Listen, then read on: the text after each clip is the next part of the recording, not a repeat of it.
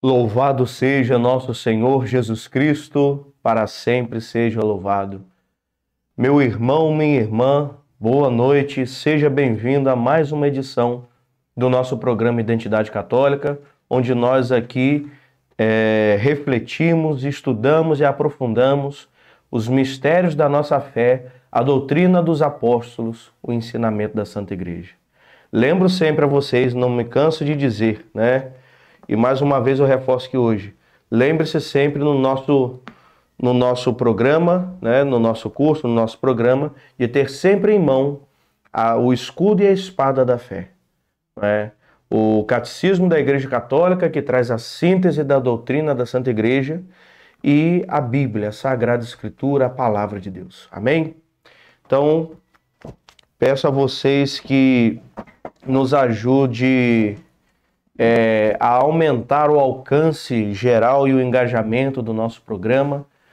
Você que está aí em casa, que ainda não é inscrito no canal, se inscreva, ative o sininho para você receber todas as notificações. E você que ainda não é inscrito, você que já é inscrito, né, pedimos a você que curta aí o nosso vídeo, né, dê o seu like, o seu joinha aí, faça também os seus comentários, não só no chat, faça aí também os seus comentários aí, porque isso tudo ajuda a gente a crescer cada vez mais, mesmo que seja um boa noite, sua bênção, padre, mas ajuda o nosso programa a ser apresentado pelo YouTube a mais e mais pessoas. Isso nos ajuda na evangelização. Amém? Então vamos lá? Hoje nós vamos falar sobre o penúltimo tema da primeira parte do Catecismo da Igreja Católica. A primeira parte traz o credo, ou seja, o símbolo apostólico, que é o conjunto e o resumo de todos os dogmas da Igreja. Não é? E aí, então, semana que vem, se for da vontade de Deus, nós encerraremos a primeira parte, os dogmas, para então entrarmos na liturgia, que é a segunda parte. E hoje o nosso penúltimo tema, creio na ressurreição da carne. Ou seja, vamos falar da ressurreição dos mortos. Amém? Mas antes de iniciarmos, antes de fazermos a leitura, vamos iniciar, o nosso programa, santificando o nosso programa com a oração. Em nome do Pai, e do Filho e do Espírito Santo. Amém. Vinde, Espírito Santo, enchei os corações dos vossos fiéis e acendei neles o fogo do vosso amor. Enviai o vosso Espírito e tudo será criado, e renovareis a face da terra. Oremos.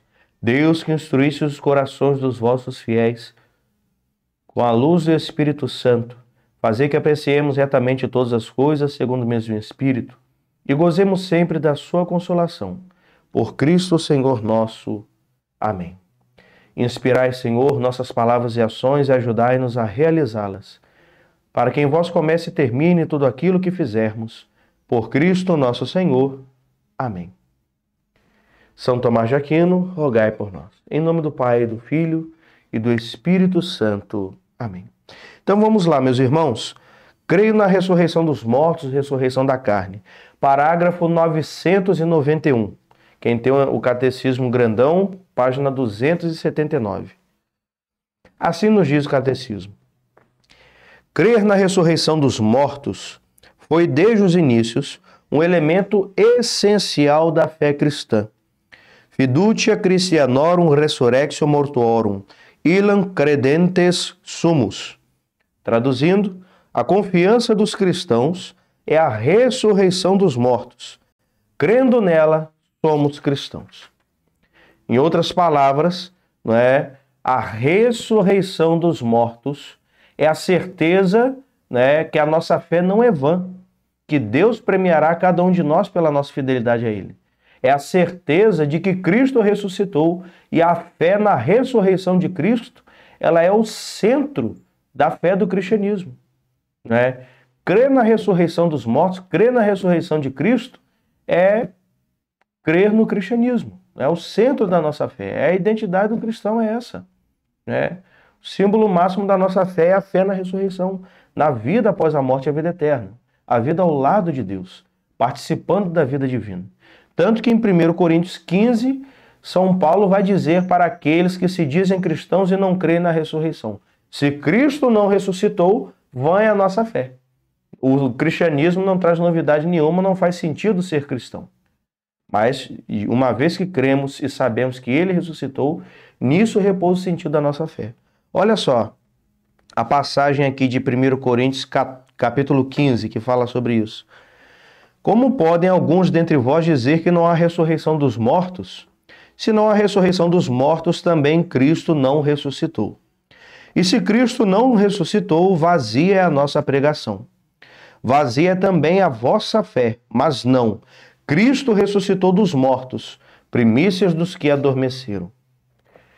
Um outro termo que nós falamos aqui é, creio na ressurreição da carne. Né? Ressurreição dos mortos é um termo ocidental. Não é? O termo propriamente dito para os orientais, para os judeus, seria a ressurreição da carne. Porque em hebraico e aramaico não existe a palavra corpo. A palavra corpo é uma palavra ocidental, uma palavra de origem grega, que quer dizer justamente isso, né? A dimensão material do ser humano. A dimensão material do ser humano por inteira, né? Carne, às vezes, compreende um pedaço do corpo, né? Mas os judeus não tinham a palavra corpo, então fala-se ressurreição da carne. Um exemplo disso, o Salmo 63. Vamos achar aqui, eu não sei, 63 ou 64, deixa eu só conferir. Porque varia a variação por causa do texto hebraico.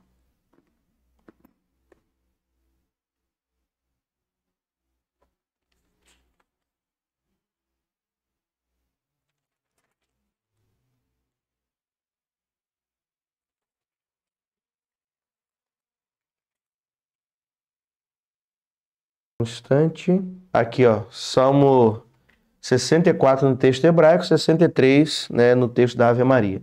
Toda a carne há de voltar para o Senhor por causa dos pecados. Carne não comete pecado. Quem comete pecado é o ser humano. Então, já que carne compreende a individualidade, falar do ser humano por inteiro, ou do corpo humano por inteiro, não é falar toda a carne. Quando eles falam, quando os judeus, os hebreus do Antigo Testamento falam toda a carne, né, como está no Antigo Testamento, né, está se referindo à pessoa humana, ao ser humano por inteiro. Percebem a diferença? Então, por isso, também a gente fala ressurreição da carne, porque aí já é um termo propriamente judeu, né, um termo oriental. A ressurreição de Cristo é a nossa.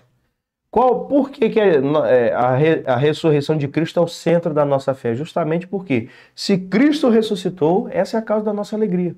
É saber que Ele tem o poder de ressuscitar cada um de nós também. Nisso repousa o sentido da nossa fé. Então vamos lá, a ressurreição de Cristo é a nossa. Revelação progressiva da ressurreição. 992. A ressurreição dos mortos foi revelada progressivamente por Deus a seu povo. A esperança na ressurreição corporal dos mortos foi se impondo como uma consequência intrínseca da fé em um Deus criador do homem inteiro, alma e corpo. O criador do céu e da terra é também aquele que mantém fielmente sua aliança com Abraão e sua descendência. É nesta dupla perspectiva que começará a exprimir-se a fé na ressurreição. Nas provações, os mártires macabeus confessam. Olha só a citação aqui de 2 Macabeus 7, 9. O Rei do mundo nos fará ressurgir para uma vida eterna, a nós que morremos por suas leis. E versículo 14. É desejável passar para outra vida pelas mãos dos homens, tendo da parte de Deus as esperanças de ser um dia ressuscitado por Ele. 993. Os fariseus e muitos outros contemporâneos do Senhor esperavam a ressurreição. Jesus ensina com firmeza aos saduceus que a negam, né, os saduceus negavam a ressurreição. Jesus responde: não é por isto que errais, desconhecendo tanto as Escrituras como o poder de Deus, ou seja, se referindo ao fato de eles não crerem, né, na ressurreição dos mortos, né, porque as Sagradas Escrituras falam disso, atestam isso. A fé na ressurreição baseia-se na fé em Deus, que não é um Deus dos mortos, mas é um Deus dos vivos. Jesus, né, 994, mais ainda, Jesus liga a fé na ressurreição a sua própria pessoa. Eu sou a ressurreição e a vida. João capítulo 11, versículo 25, ou seja, a ressurreição de todos nós está ligada à pessoa de Cristo. É Ele quem nos ressuscitará. 995. Ser testemunha de Cristo é ser testemunha de sua ressurreição. Atos 1, 22. Ter comido e bebido com Ele após sua ressurreição dentre os mortos. 10, 41. A esperança cristã na ressurreição está toda marcada pelos encontros com Cristo ressuscitado. Mas ressuscitaremos como Ele, com Ele e por Ele. E aqui uma perguntinha no final do 996. Mas como crer que este corpo, tão manifestamente mortal, possa ressuscitar para a vida eterna? Então vamos lá, meus irmãos, vejam bem aqui, não é? Primeira coisa importante que nos traz aqui essa realidade.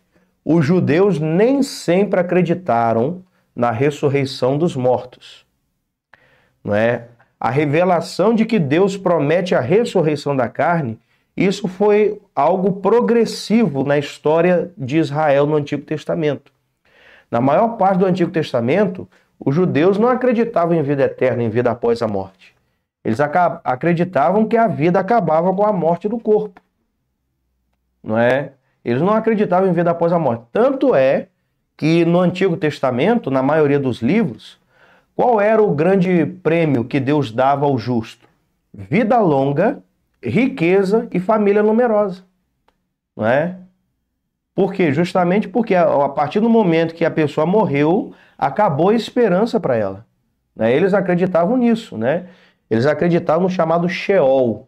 O que é o Sheol? Seria que nem na mitologia grega, o submundo de Hades, né? O Sheol seria um lugar no submundo, debaixo da terra, para onde migravam as sombras das pessoas que morreram.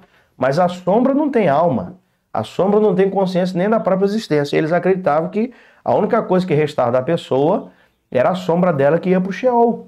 Né? A sombra não tem alma, a sombra não é a pessoa. É a mesma coisa que nada, entende? Então, aos poucos que Deus vai revelando isso.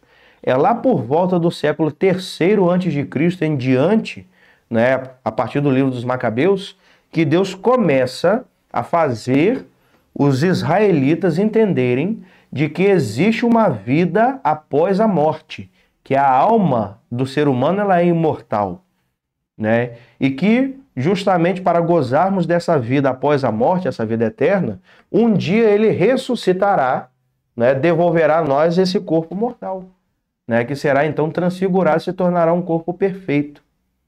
Então isso foi dado recentemente, já bem próximo da época de Jesus. Tão próximo que ainda na época de Jesus, Jesus pregou a ressurreição. Muitos dos grupos religiosos dentro do judaísmo não acreditavam na ressurreição. Existiam 4 grupos, né? Fariseus, saduceus, essênios e zelotas. Os essênios e os zelotas, né, não tinham nenhuma definição sobre esse assunto. Os fariseus, que era o grupo mais numeroso, acreditavam na existência dos anjos e na vida após a morte. Os saduceus não. Os saduceus, que eram a elite de Jerusalém, né, composta pelos sacerdotes da alta hierarquia do templo de Salomão, por exemplo, né, os saduceus não acreditavam na vida após a morte nem na existência dos anjos, muito menos na ressurreição. Entende? Então, quem fechou esse assunto foi Jesus, para nós. E aí fica então, né, se esse nosso corpo aqui ele é mortal, como nos ensina Romanos, capítulo 8, versículo 32, né, que o salário do pecado é a morte. Vamos conferir aqui. Pode abrir. Meus irmãos, Romanos 6, 23. Porque o salário do pecado é a morte, e a graça de Deus é a vida eterna em Cristo Jesus, nosso Senhor. Então vejam, se o salário do pecado é a morte, né?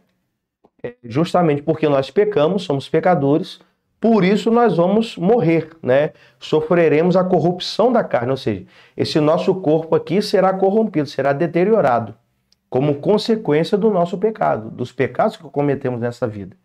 Então, como que nós vamos ressuscitar? No dia que Jesus voltar para julgar os vivos e os mortos, né? Ele vai ressuscitar cada um de nós, né? Em outras palavras, voltaremos, né, a vida em corpo e alma com esse mesmo corpo que nós tivemos nessa vida.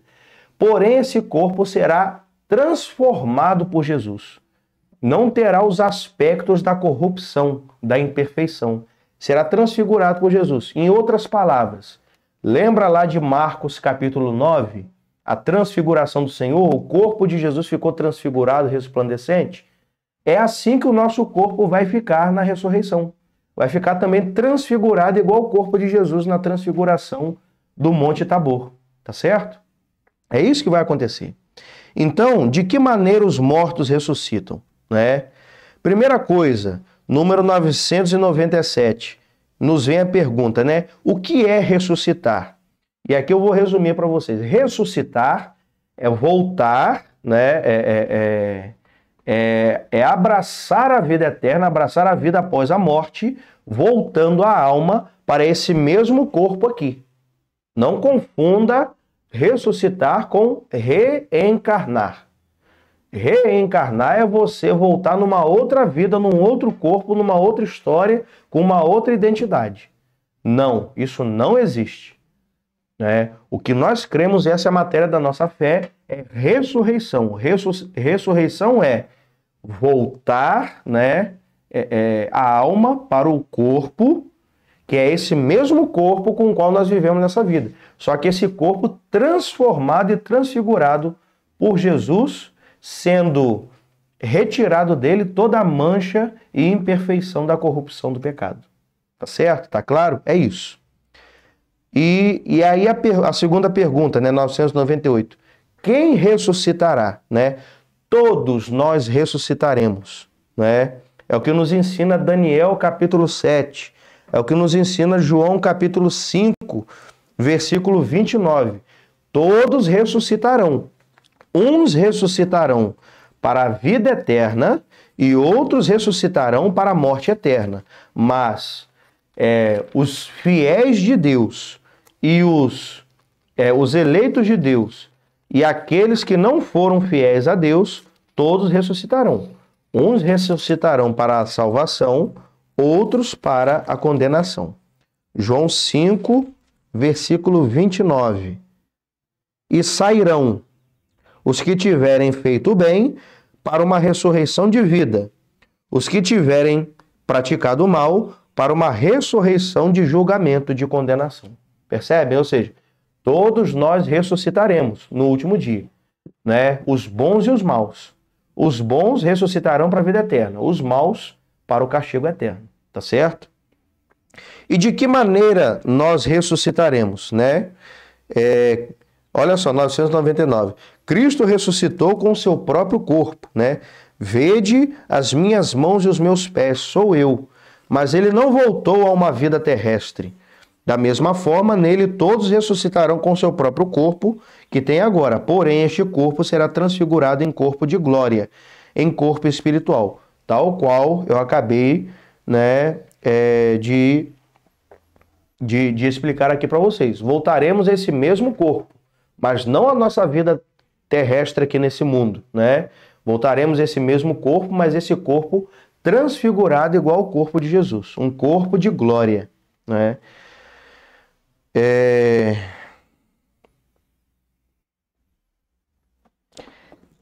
Parágrafo 1001. E quando nós ressuscitaremos? No último dia, quando Jesus voltar como Rei e Juiz do universo para julgar a todos os vivos e os mortos, né? No fim do mundo, na parousia de Cristo, no retorno de Cristo. Ressuscitados com Cristo, 1002.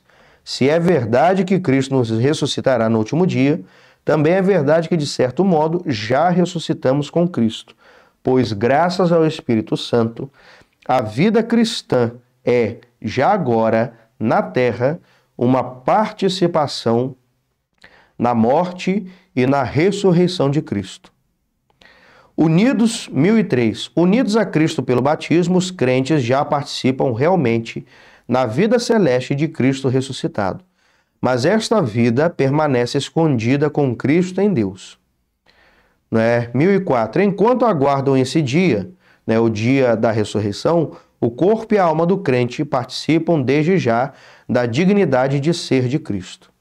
Em outras palavras, a partir do momento, não é, que nós somos batizados, nos tornamos cristãos, já recebemos a vida eterna em nós. Cabe a nós fazer com que esta vida eterna permaneça em nós ou não. Tá certo? Quando nós comungamos o corpo e o sangue de Cristo, nós já aí, né, experimentamos por antecipação, de uma forma profunda, o que será a vida eterna e a ressurreição dos mortos no último dia. Ok? Como Santa Teresinha, né, dizia no seu leito de morte, né? Passarei o meu céu fazendo bem sobre a terra, ou seja, ela tinha convicção de que ela iria para o céu. Porque ela buscou em tudo, apesar dos defeitos e limitações dela, amar a Deus sobre todas as coisas. Passarei o meu céu fazendo o bem sobre a terra. Ou quando perguntaram a ela se ela tinha medo de morrer, ela disse, né? Não morro, entro na vida verdadeira. Então vamos lá. Morrer em Cristo Jesus. Segunda parte desse tema de hoje. Parágrafo 1005. Para ressuscitar com Cristo é preciso morrer com Cristo. É preciso deixar a mansão deste corpo para ir morar junto do Senhor. Nesta partida que é a morte, a alma é separada do corpo. Ela será reunida a seu corpo no dia da ressurreição dos mortos. Ou seja, como posso eu querer que eu tenha um destino e um fim melhor do que o meu Senhor teve? Se até Jesus morreu, mesmo ele não tendo sofrido pecado, logo a morte dele não foi paga de pecado dele, porque ele não cometeu pecado, mas ele morreu para nos salvar. Se até Cristo morreu, quem sou eu, quem somos nós para não querermos morrer, né? Precisamos passar pela morte para abraçarmos a vida eterna e a ressurreição dos mortos. E isso é matéria de fé. Na morte há separação total do corpo e da alma. O conceito de morte é esse, é o momento em que a alma deixa o corpo. Esse é o conceito teológico de morte, não é?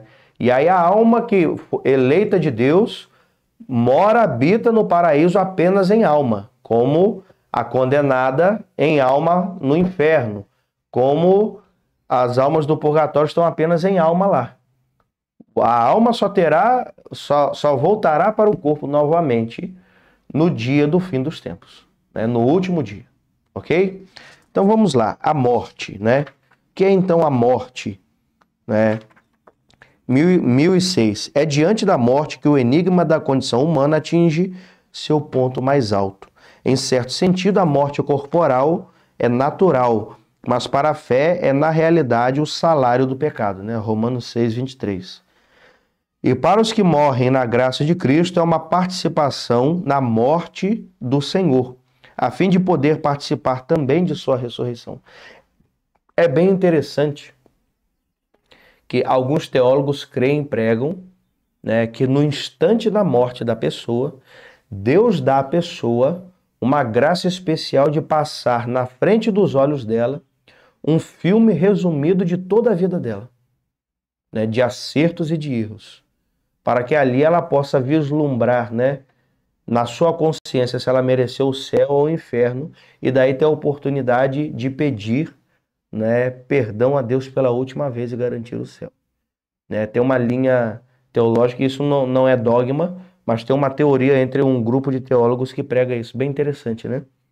Vamos lá, 1007. A morte é o termo da vida terrestre. Como eu disse para vocês, o conceito teológico de morte é o momento em que a alma se separa definitivamente do corpo. Tá certo? 1008. A morte é consequência do pecado, não é? Intérprete autêntico das afirmações da Sagrada Escritura e da tradição, o magistério vivo da Igreja ensina que a morte entrou no mundo por causa do pecado do homem. Em outras palavras, né? Se vocês forem ver lá, né, o capítulo 3º, né, a queda do homem, o capítulo 3º do livro do Gênesis, as notas de rodapé da Bíblia de Jerusalém, que é essa que eu tenho aqui, elas até comentam aquilo que já é matéria de fé e verdade de fé e dogma da igreja, né? Os nossos primeiros pais, Adão e Eva, no paraíso, antes de cometerem o pecado, de terem caído, eles receberam de Deus os dons préternaturais. O dom da ciência infusa e o dom da imortalidade. Em outras palavras, o plano inicial de Deus era que todos nós habitássemos no mundo material, neste mundo terrestre, nessa vida terrestre, né? E ela ser compreendida como o grande prêmio de Deus para o homem, né? Esse era o plano inicial de Deus. Nenhum ser humano morreria. Habitaremos por toda a eternidade aqui. Vocês percebem? A partir do momento que houve a queda do homem pelo pecado original, o homem perdeu esses dons preternaturais. Entre eles, o dom da imortalidade. Logo, né, isso corrobora com o que nos ensina São Paulo. O salário do pecado é a morte, né? A paga pelos nossos pecados perante a justiça divina é a morte do corpo, a morte terrena, né? Porque antes disso, né, nós tínhamos a imortalidade. 1009. A morte é transformada por Cristo. Jesus, o Filho de Deus, sofreu também ele a morte própria da condição humana. Todavia, apesar de seu pavor diante dela, assumiu-a em um ato de submissão total e livre à vontade de seu Pai. A obediência de Jesus transformou a maldição da morte em bênção, ou seja, a morte humana, terrena, que antes era uma maldição, Jesus se fazendo maldição por nós, ao morrer na cruz por nós, ele transforma a morte, que antes era maldição, em bênção. Hoje, né, o sentido cristão que nós damos à morte é outro, né? Antes de Cristo, a morte era a tragédia humana, porque ninguém merecia a vida eterna, sem os méritos salvadores de Cristo. Sem Cristo, ninguém iria para o céu. A partir do momento que Cristo morre na cruz e garante para nós a salvação pelo seu sangue derramado e abre as portas do paraíso para todos nós, a morte, então, ela deixa de ser algo terrível para ser algo doce na boca e nos lábios do cristão. Tanto que São Francisco de Assis, não é? E tantos outros santos, Santo Afonso de Ligório, por exemplo, viam a morte não como uma inimiga, mas como uma irmã que nos ajuda na passagem para a vida eterna. Ou seja, a morte ela não é o fim, mas ela é a passagem que nos dá a graça de irmos para a vida eterna e contemplarmos o nosso Criador por toda a eternidade. Olha que coisa linda, né? Profundo isso. Tem que ter muita fé para entender isso e abraçar isso, né? E acolher isso de bom grado. O sentido da morte cristã, 1010. Graças a Cristo, a morte cristã tem um sentido positivo, como eu acabei de falar. Para mim, a vida é Cristo e morrer é lucro. Filipenses 1, versículo 21. Fiel é esta palavra, se com ele morremos, com ele viveremos. Segundo Timóteo 2,11. A novidade essencial da morte cristã está nisto. Pelo batismo, o cristão já está sacramentalmente morto com Cristo. Morto aonde? Na carne, no pecado, para viver de uma vida nova. E se morrermos na graça de Cristo, a morte física consuma este morrer com Cristo e completa assim nossa incorporação a Ele em seu ato redentor. 1011. Na morte, Deus chama o homem a si.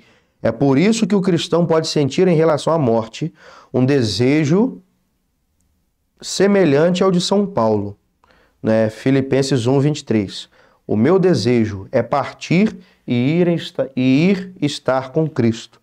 E pode transformar sua própria morte em um ato de obediência e de amor ao Pai, ao exemplo de Cristo.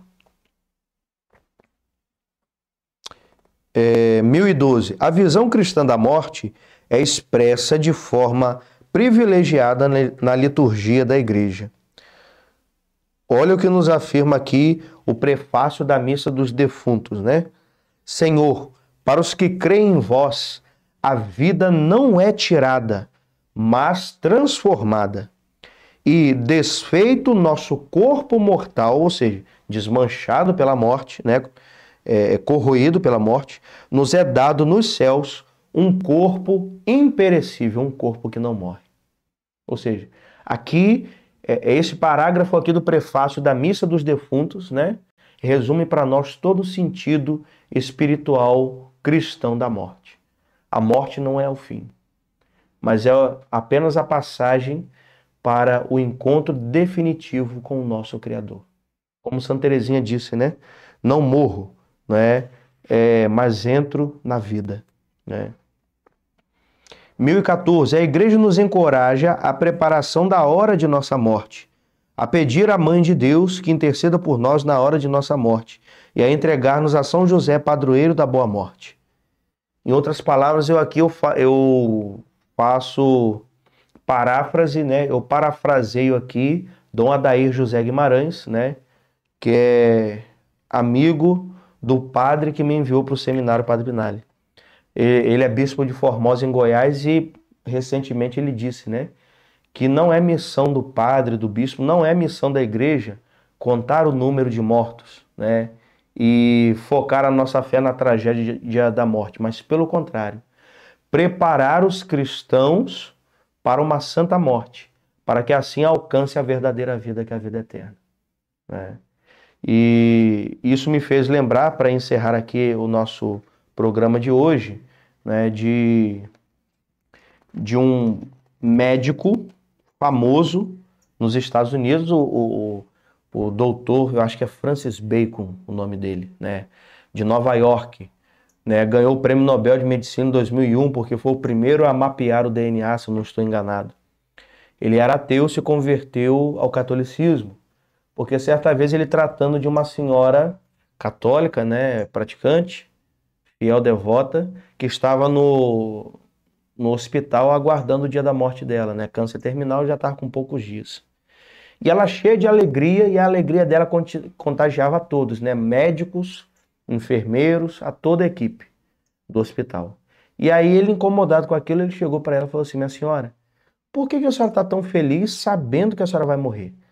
Né? E isso incomodou muito a ele, justamente porque, para o ateu, a morte é a maior tragédia. Porque a morte coloca fim à minha vida, né? Porque eles não acreditam em nada além da morte, né? Então, a pior coisa, a maior desgraça na vida de um ateu é a morte. Então, o ateu, ele teme mais a morte do que tudo, porque ele acredita que não existe nada além da morte, né? Depois da morte. E aí ela foi e disse assim: doutor, para que eu vou ter medo se Jesus está do outro lado ansioso me esperando? E eu ansiosa para me entregar nos braços de Jesus, que é o meu pastor, é o Senhor da minha vida, né? O autor da minha vida. E aquilo ali mexeu com ele de tal maneira que depois ele se converteu. Que o testemunho dessa mulher, né? E de Santa Teresinha, Santo Afonso, né? São Francisco de Assis e tantos outros cristãos fiéis, né? Contagie e aumente a nossa fé.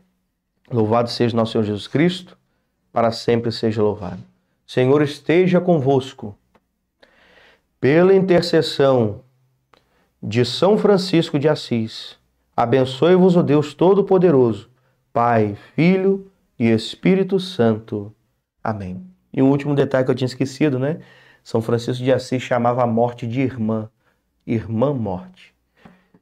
Uma boa noite, um abençoado final de semana. E até a próxima, se Deus quiser. Não se esqueça, né, que estamos aí nos aproximando de setembro, mês da Bíblia.